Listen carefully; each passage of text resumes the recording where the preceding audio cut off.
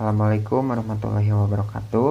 Halo semuanya, perkenalkan nama saya Rizky Haidarah Maudi, NPM 10070217137, Program Studi Teknik Industri Fakultas Teknik Universitas Islam Bandung.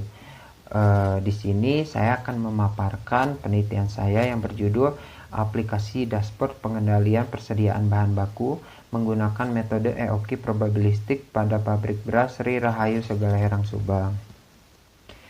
Pencatatan untuk pembelian padi maupun penjualan beras masih dilakukan secara manual, seperti menulis di buku harian pemilik untuk pencatatan pembelian padi, penjualan beras, dan juga keluar atau masuknya barang.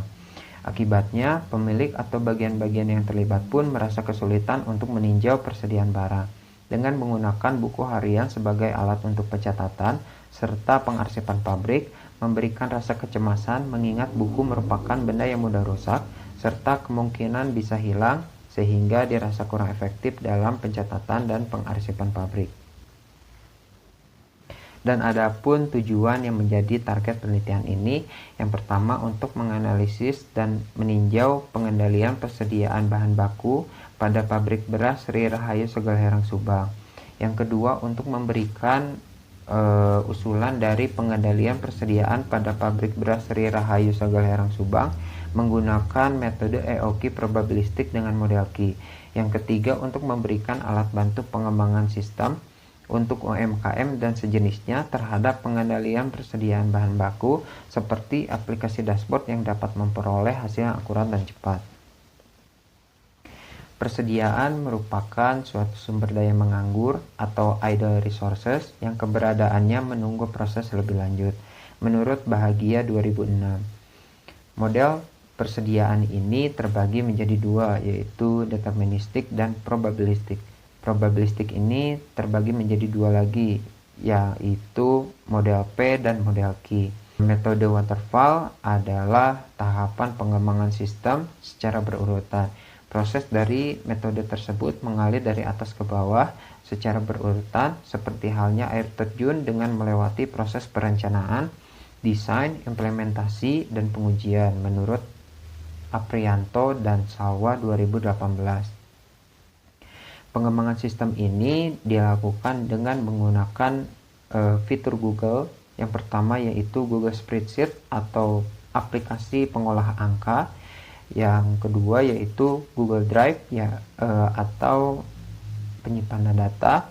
Yang ketiga yaitu Google Data Studio atau alat visualisasi data. Dan berikut ini merupakan metode penelitian yang terdiri dari 3 tahapan. Yang pertama, tahap identifikasi dan penelitian awal. Yang kedua, tahap perancangan analisis data. Yang ketiga, tahap pengembangan sistem. Di dalam pengembangan sistem ini terdiri dari beberapa tahapan. Yang pertama, analisis kebutuhan perangkat lunak. Dan di sini terdapat 3 skenario kebutuhan untuk bagian user. Yang pertama, skenario kebutuhan bagian pemilik. Yang kedua, skenario kebutuhan bagian penjualan. Dan yang ketiga, skenario kebutuhan bagian gudang. Tahap selanjutnya yaitu perancangan desain, dan berikut ini merupakan proses bisnis perusahaan yang diusulkan yang meliputi bagian penjualan, bagian gudang, pemilik, dan bagian produksi. Dan berikut ini merupakan data entry, dan data entry ini nantinya akan menjadi input pada rancangan analisis data. Rancangan analisis data ini akan menghasilkan output yang nantinya akan ditampilkan pada aplikasi dashboard. Dan berikut ini merupakan data flow diagram. Berikut ini merupakan IRD.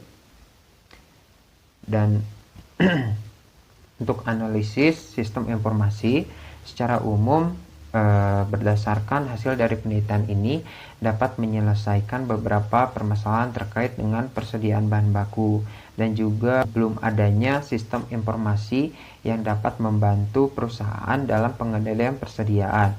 Dengan dibuatkan sistem ini menggunakan Google Spreadsheet dan Google Data Studio, dapat terlihat beberapa proses bagian gudang bagian penjualan dan pemilik menjadi lebih singkat, dan data yang disimpan dalam database menjadi lebih terstruktur karena disediakannya basis data. Basis data di sini sebagai penyimpanan membantu bagian untuk mencari dan mendapatkan informasi, serta dashboard yang dibuat pun membantu seluruh bagian perusahaan dalam meninjau persediaan secara cepat dan tepat. Dan berikut ini merupakan kebutuhan fungsional sistem yang telah diuji dan dikatakan terpenuhi. Kesimpulan dari penelitian ini yaitu sistem informasi persediaan menitikberatkan hasil dengan bentuk grafik, nilai, dan juga indikator yang terdapat pada dashboard. Nilai yang terdapat pada dashboard dihasilkan dari rancangan analisis data dengan menggunakan metode EOQ probabilistik, yaitu jumlah pemesanan optimal, nilai safety stock, dan juga nilai reorder point. Hal ini dapat membantu aktivitas kegiatan persediaan.